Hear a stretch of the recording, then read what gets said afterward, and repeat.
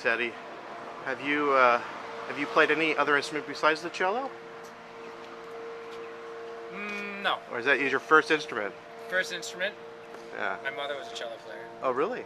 She was. I actually tell everyone who feels guilty about having an instrument wasting away in their attic, you know, thinking it's not getting used, that they shouldn't feel bad because eventually, you know, a grandchild's going to come along and pick it up, which is what happened to me because my grandmother also happened to play the cello. Huh. So. Wow, so you're a third-generation cellist. Third-generation cellist. They never made it past the high school orchestra, so I feel like I'm carrying on Excellent. the legacy. Yeah. So, how old were you when you first started playing? 8 years old. Wow. Good age, because a lot of cello players or any classical instruments, you know, start when they're like 2 or 3 now, which I think might be a little crazy. See, I was 8. Yeah. And I kind of loved it the whole time. Were you always into improvising on your instrument? Yeah. Yeah? Yeah, I think it's crazy. A lot of,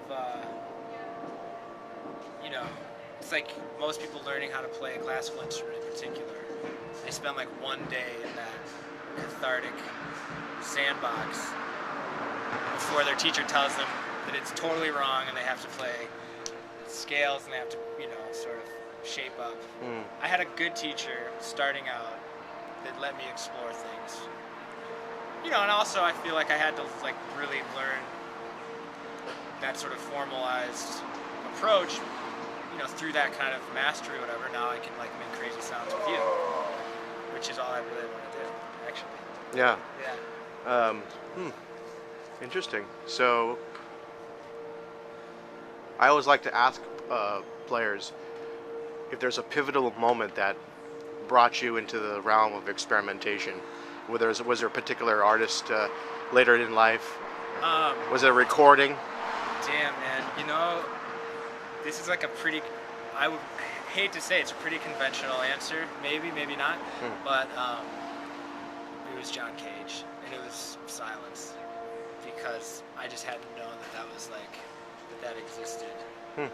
You know, 4 minutes and 33 seconds. And then what happened was I had just gotten hip to that piece and other like text-based indeterminate pieces. And then I started writing some of my own that were just like instructing, you know, audience members to like get behind the seats and close their eyes. I was probably like 19.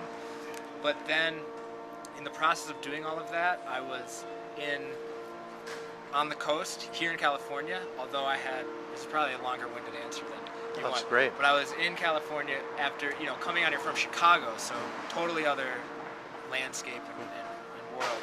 And it was a break in my freshman year of college, and I was starting to write some of these text pieces, listening very differently.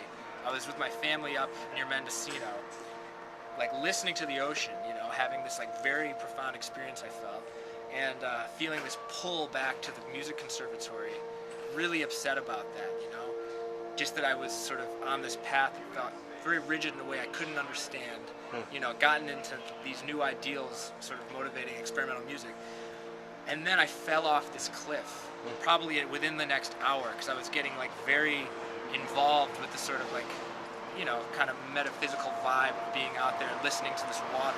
And I was climbing around, sort of pretending I didn't have language, and that all my sound was like very musical, you know, all the sounds I was gurgling, getting into this sort of monkey mode, and not knowing, because I'm from the Midwest, that that's all sandstone bluff that just crumbles. Just an entire shelf just gave way, and I fell probably 30 feet and had to drive like 80 miles up towards like, I don't know which fort has the ER, and I was fine. But I ended up going back to the conservatory, and a week later decided to drop out. Yeah, and because I was like, well, shit, I could be dead. I'm not. Wow. So then I spent that next year really getting deep with it.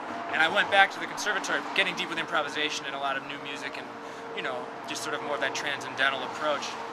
when I went back to the conservatory, I realized there was a bunch of composers that had actually done this, and I could really, you know, be more sort of deliberate about it.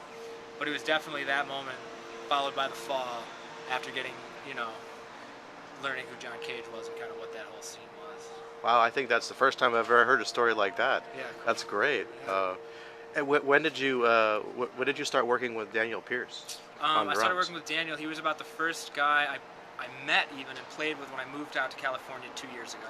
Okay. Yeah, and we've just been kind of inseparable since. You know, I think. Very much so, yeah. Yeah, our duo has been kind of a cornerstone to everything, and then we've been lucky enough to get to play with other people. Yeah. As sort of a rhythm section. And Right. yeah, he's been I've learned a lot from working with him, and you know, I know we're very, very excited to be That's great. participating this year. Yeah. In the summit. Absolutely. Well, I'm gonna see if I can chat with Daniel here Cool. too, and we'll splice this in. Awesome. All right. Thanks. Yeah, Thanks, man. Teddy.